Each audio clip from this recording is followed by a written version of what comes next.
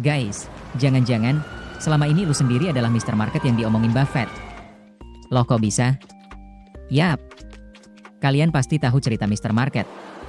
Sosok imajiner yang setiap hari datang ke pintu rumah kalian buat nawarin harga saham. Ini adalah cerita terkenal dari Benjamin Graham yang juga sering diceritakan kembali oleh Buffett. Kalian pasti pernah dengar kan? Nah, hari ini gue mau ajak kalian melihat sisi lain dari Mr. Market. Kita bakal melihat dari sudut pandang gimana kalau ternyata Mr. Marketnya bukan orang lain? Gimana kalau Mr. Marketnya adalah kalian sendiri? Gimana kalau gangguan terbesar dalam investasi kalian bukan datang dari berita di TV atau grafik merah di aplikasi, tapi justru dari isi kepala kalian yang lagi berisik? Hari ini, kita bakal bongkar kenapa musuh terbesar portofoliomu bukan bandar atau resesi, tapi sesuatu yang ada di kepalamu. Udah penasaran? Let's check it out!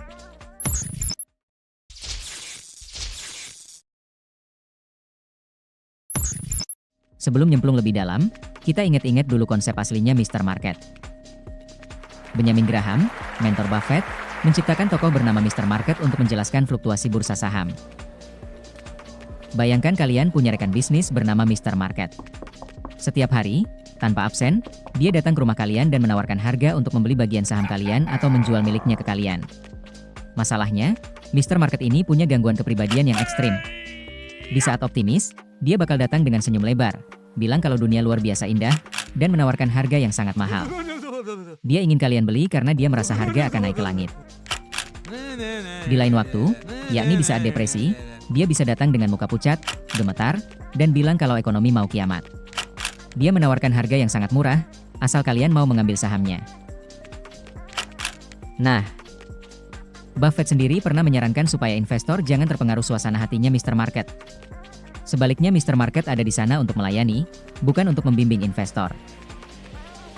Tugas kalian sebagai investor adalah menjadi pihak yang waras. Kalau dia lagi depresi dan menjual murah, kita beli. Kalau dia lagi halu dan suruh beli mahal, kita justru harus menjualnya. Sesimpel itu kan? Tapi kenapa praktiknya susah setengah mati?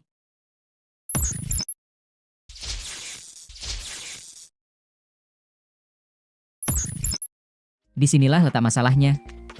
Buffett bicara seolah-olah Mr. Market itu adalah orang luar atau pasar yang bisa kita tonton dari jauh. Tapi kenyataannya, Mr. Market itu terkadang bersemayam di dalam kepala kita sendiri. Lah loh, apa maksudnya?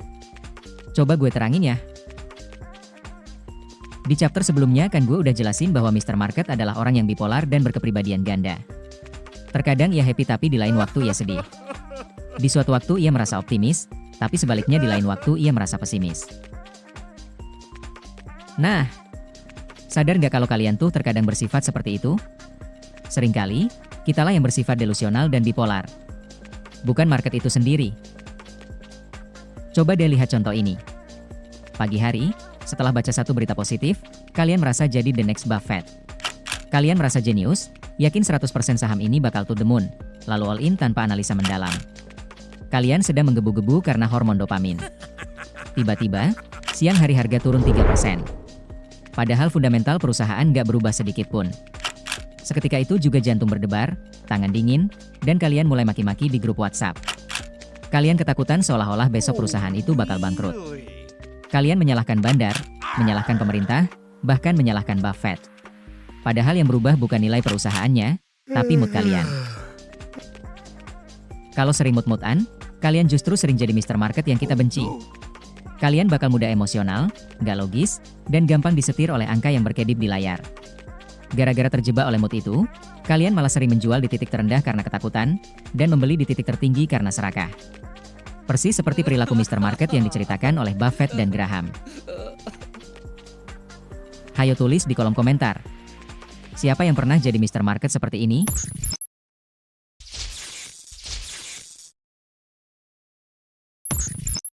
Oke. Kalian sekarang udah tahu nih bahwa diri kalian pun bisa jadi Mr. Market itu sendiri. Terus, sekarang gimana caranya menghilangkan Mr. Market yang ada di dalam kepala kita? Nah, karena ini adalah channel yang berdasarkan ajaran Buffett, kita intip yuk apa aja sih saran Buffett yang sesuai untuk kondisi ini. Yang pertama, temperamen lebih penting daripada kecerdasan. Dalam banyak kesempatan, Buffett menegaskan bahwa kamu tidak butuh IQ 160 untuk sukses di saham. Kamu hanya butuh IQ yang cukup untuk memahami apa yang kamu beli, tapi yang paling penting adalah stabilitas emosional. Masalahnya, gimana caranya supaya bisa mengendalikan temperamen ini? Sebenarnya ada 1001 cara untuk mencapainya, alias banyak banget. Seperti contohnya, Buffett berusaha menghindari kerumunan para investor yang sedang panik atau bereuforia.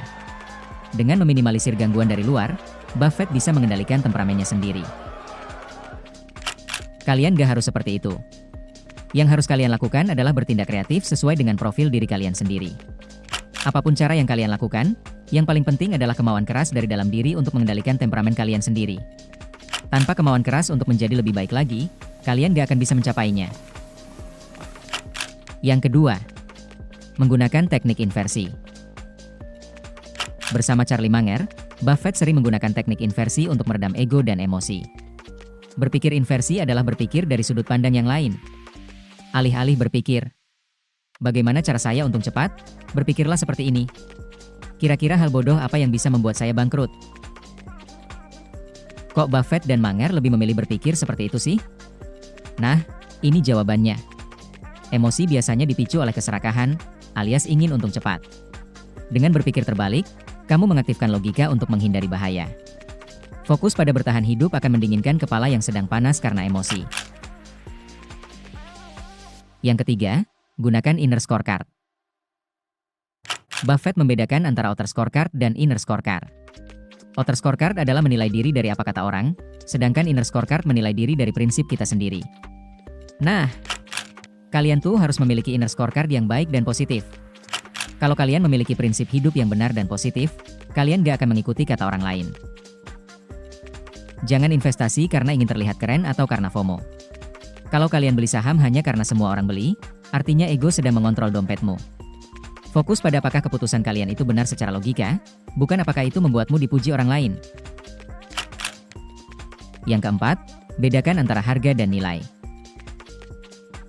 Ingat mantra Buffett yang ini, price is what you pay, value is what you get. Harga itu cuma angka yang diteriakan oleh ketakutanmu, alias si Mr. Market. Nilai adalah kualitas asli dari bisnis yang kamu miliki. Mulai sekarang, pastikan kalian memandang sebuah investasi dari nilainya, bukan harganya. Dengan mengenal nilainya, kalian gak akan takut ketika harganya mengalami penurunan sesaat. Oke, sekarang kalian udah tahu nih tips-tipsnya dari Buffett. Kalian harus catat itu semua dalam benak kalian dan kemudian dipraktekin. Dengan demikian, kalian gak akan biarin Mr. Market mengambil alih kemudi dalam diri kalian. Jadilah investor yang punya kendali penuh. Gimana menurut kalian? Apakah kalian termasuk si Mr. Market? Ceritain di kolom komentar ya. Gue undur diri. See you next time. Bye-bye.